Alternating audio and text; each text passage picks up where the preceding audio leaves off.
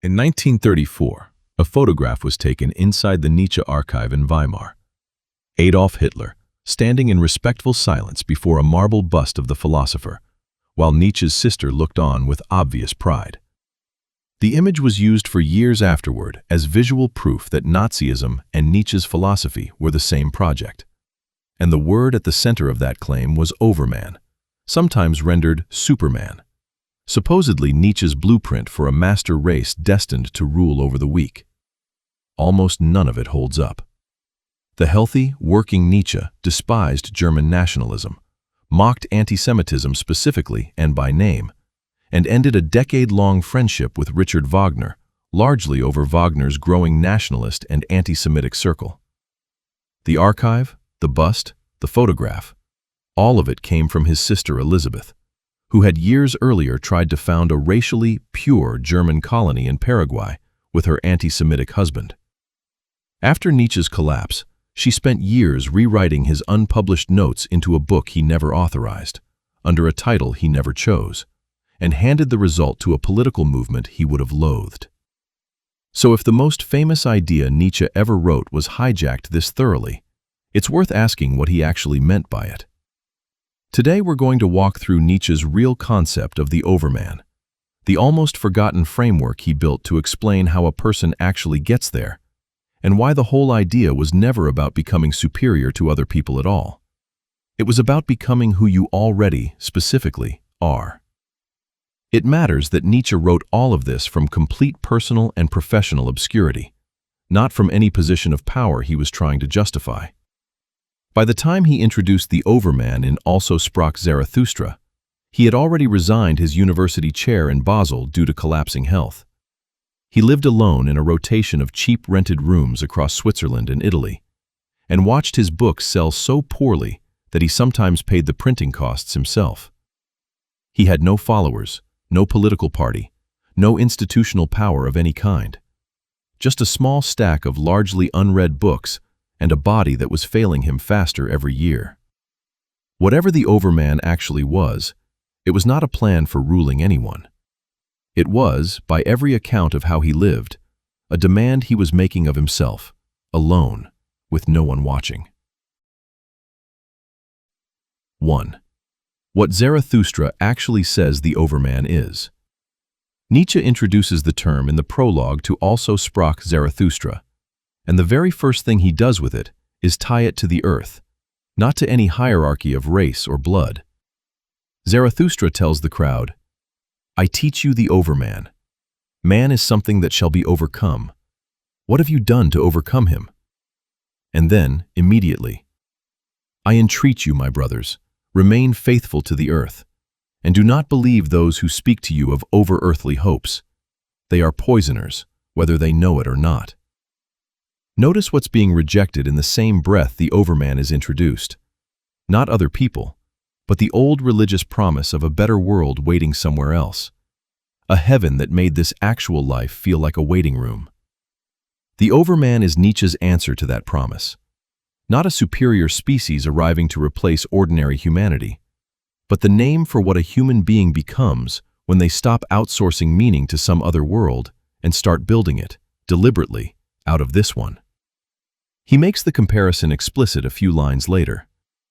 Man is a rope, tied between beast and Overman. Not a finished type you either are or aren't, but a direction.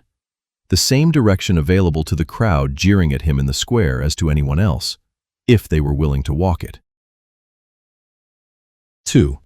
The Three Metamorphoses, how a spirit actually gets there.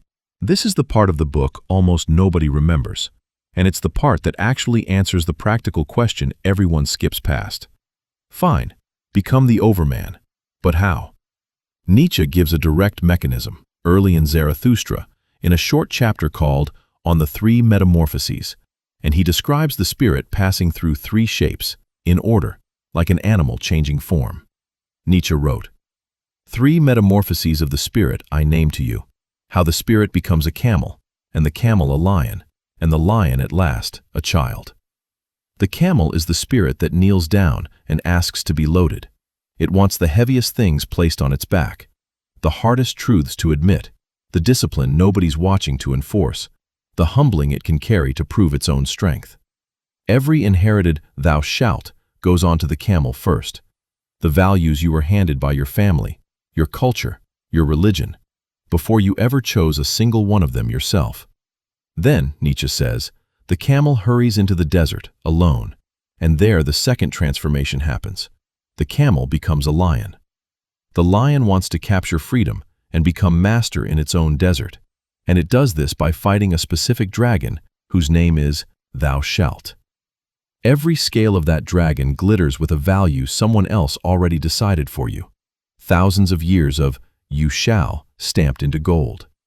The lion's whole purpose is to say the sacred "no" to the dragon, to seize the right to create new values, even though it cannot yet create a single one itself. That's the limit of the lion. It can refuse, but it cannot originate. For actual creation, Nietzsche says, a third shape is needed: the child.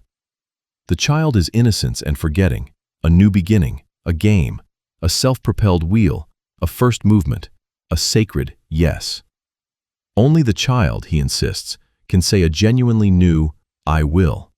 Not the exhausted rebellion of the lion, still defined by what it's fighting, but a spirit light enough to build something that was never a reaction to anyone else's rule in the first place. 3. Why most people get stuck at the wrong stage. Once you have the three shapes, a fairly uncomfortable diagnostic tool falls out of them almost automatically, and it's the part of this chapter that does the real work.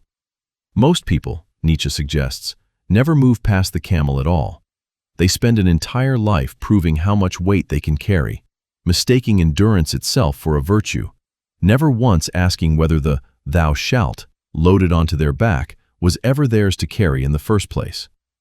Picture someone who has organized an entire career, an entire self-image, around being the reliable one, the one who never says no, the one everyone can load one more obligation onto. They have never once asked whether reliable was a value they chose, or a role they were handed so early they mistook it for their own nature. That's a camel who never found the desert. A smaller number make it to the lion stage and then quietly get stuck there too, perpetually rebelling, perpetually defining themselves by what they're against, mistaking the refusal itself for the whole achievement. The lion who never becomes a child is still, in a real sense, chained to the dragon it's fighting. Its entire identity depends on the "thou shalt" it needs to keep saying no to. You can spot this version everywhere, the contrarian who needs someone else's rule to react against in order to feel like anyone at all, who would have nothing left to say the moment the rule disappeared. Nietzsche's whole point in laying out 3 stages instead of 2 is that rebellion was never the destination. It's the necessary demolition before the only stage that actually builds anything. 4. Become who you are, the real instruction underneath the myth. This is where the Overman stops being a superhero fantasy and becomes something closer to an assignment. In The Gay Science, Nietzsche poses the question directly and answers it in a single line that he would return to again and again for the rest of his career. What does your conscience say? You shall become who you are. He borrowed the phrase itself from the ancient Greek poet Pindar, but he turned it into the actual center of his mature philosophy, using it as the subtitle of his final book, Ecce Homo, How One Becomes What One Is. Notice the strangeness the phrase is built on. Become who you already are. It isn't become someone impressive, or become someone other people admire, or become someone stronger than your neighbor. It's a demand to stop living as a copy of an inherited template and start actually inhabiting the specific, particular nature you already carry, underneath every borrowed value the camel was loaded with. In Ecce Homo, Nietzsche is unusually blunt about the danger this guards against. He says the most damaging thing a person can do to their own development is chase a distant, borrowed ideal, a role model, a career path, a life shape copied wholesale from someone else. Time and energy spent becoming a worse version of another person is time stolen directly from becoming any version of yourself at all. Picture someone who spent a decade climbing toward a career their parents were proud of, competent at every step of it, respected by everyone who mattered, and who still feels, at the end of the climb, like a stranger wearing their own name. Nietzsche's diagnosis is exact. That isn't failure. It's a lifelong camel that never once asked whether the load it carried so well was ever actually its own. Now picture the same person a decade later, finally asking the harder question. Not, what should I do next to keep impressing the same room? But, what would I actually build if no one from that room were watching at all? That question alone doesn't answer itself. But it's the first honest step out of the desert the camel has been circling without noticing. Nietzsche is careful, too, that this isn't a call to abandon every discipline or structure a person has built. The camel's willingness to carry real weight is not the problem he's diagnosing. A craft takes years of unglamorous, borrowed technique before anyone can do anything original with it. A body takes real discipline before it can do anything a self-indulgent life never could. The problem was never the weight itself. It's carrying weight forever without ever once asking who assigned it, and mistaking the carrying, on its own, for an identity. 5. Not invention from nothing, excavation of something already there. It would be easy to hear "become who you are" as permission to invent yourself from scratch, reassembled however you like, and Nietzsche specifically blocks that reading. In Beyond Good and Evil, he writes about what he calls the granite of spiritual fate inside every person, a fixed core of predetermined decisions and answers to predetermined, chosen questions, that no amount of free-floating self-invention can simply override. Becoming who you are, in his account, is not sculpting a self out of clay with no shape of its own. It's closer to the sculptor who claimed he was only removing the marble that didn't belong, freeing a specific, already present form from what was covering it. This is exactly why the camel stage matters and can't be skipped. You cannot tell which "thou shalt" was actually yours and which was only inherited weight until you have first felt the full burden of carrying it. The lion's rebellion is what separates the borrowed load from the granite underneath it. And only after that separation is complete does the child arrive able to build in a shape that fits the granite, rather than another shape borrowed wholesale from whichever tradition or authority happened to raise you. So the photograph in the Weimar archive, Hitler standing solemnly in front of that marble bust, was never proof of what Nietzsche's idea actually was. It was proof of how completely an idea can be stolen from a man too dead to correct the record himself, by the one relative who controlled it. The real Overman was never a biological type, never a master race, never a justification for ruling over anyone. It was the name Nietzsche gave to a specific, private, unglamorous discipline. Carry the full weight of what you inherited long enough to know it completely. Find the sacred "no" that separates what's actually yours from what was only ever handed to you. Then, only then, build something new out of the granite that's left, light enough, finally, to call it a first movement instead of one more inherited weight. He never claimed this was easy, and he never claimed to have finished it himself. What he left behind, in a handful of unread books written from total obscurity, was simply the instruction: become who you are. Not who you were told to be, not who impresses the loudest room, who you already, specifically are, underneath everything you're still carrying that was never actually yours.